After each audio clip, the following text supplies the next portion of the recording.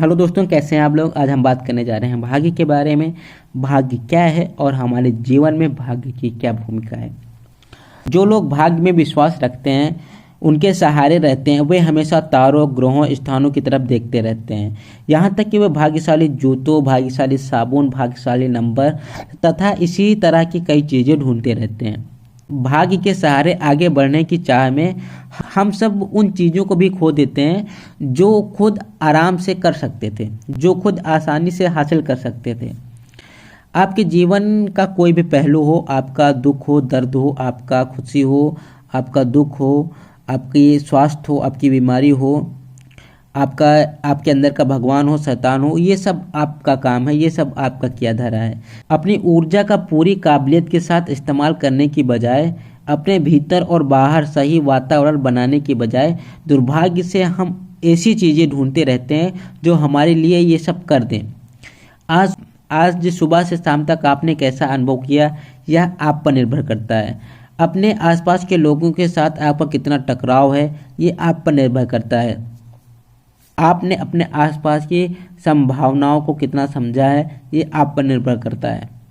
यह इस बात पर बिल्कुल भी तय नहीं होता है कि आपने कौन सा भाग्यशाली पत्थर पहना है या ताबीज़ पहना हुआ है। यह सिर्फ इस बात पर निर्भर करता है कि आप कितनी संवेदनशीलता, कितनी बुद्धिमत्ता और जागरूकता के साथ अपने आसपास के जीवन को देखते हैं, काम करते हैं और रहते हैं। यदि आप एक खास तरह के इंसान हैं तो आप एक खास तरह की चीज़ों को अपनी ओर आकर्षित करेंगे। अगर आप किसी दूसरी तरह के इंसान हैं तो फिर आपके लिए कुछ और तरह की चीज़ें आकर्षित होंगी। अगर किसी स्थान पर एक फूल वाली झाड़ी है और एक कटीली सूखी झाड़ी है तो मधुमक्खियाँ फूलों वाली झाड़ी की ओर जाएंगी। फूलों वाली झाड़ी भाग्यशाली नहीं है, बस उसके पास सुगंध है जो सब कुछ अपनी ओर आकर्षित कर रही है। लोग कटीली सूखी झाड़ी से दूर रहते हैं क्योंकि एक अलग तरह की परिस्थिति तैयार करती है। शायद उन दोनों झाड़ियों को पता नहीं कि वे क्या बना रही हैं, पर हो वही रहा है जो होना चाहिए। देखिए, भारत के लोक भाषाओं में भाग्यशाली होने के लिए शब्द है अदृष्ट या अदृष्टम। दृष्टि का मतलब है देखा, अदृष्टम का मतलब है अनदेखा। आपकी दृष्टि चली गई है। अगर आप देख सकते हैं तो जान सकते हैं कि जो कुछ हो रहा है वह क्यों हो रहा है। जब आप देख नहीं पाते तो आपको लगता है कि चीज़ें ऐसे ही हो रही हैं या अचानक हो रही हैं या अकस्मात हो रही हैं। आपको लगता है कि यह सौभाग्य है या दुर्भाग्य है। इसी को हम भाग्य कहते हैं। आध्यात्मिक होने का अर्थ यह है कि आपने अपना 100% जीवन अपने हाथ में रखा है। जब आप अपने जीवन को 100% अपने हाथ में रखते हैं तब आप पूरी तरह एक जागरूक इंसान होते हैं।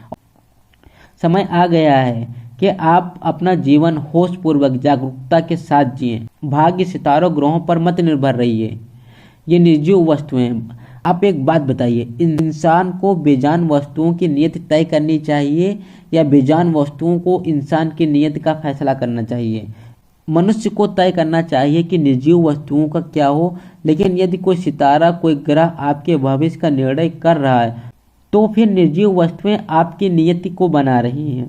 अपने आप को ऐसी बातों से प्रभावित मत होने दीजिए, क्योंकि अगर आप एक बार इस चक्कर में पड़ गए तो आप इसमें फंस जाएंगे। आप अपने जीवन में जो कुछ भी कर सकते हैं आप उसको सीमित कर लेंगे, आप उसमें आगे नहीं जा पाएंगे।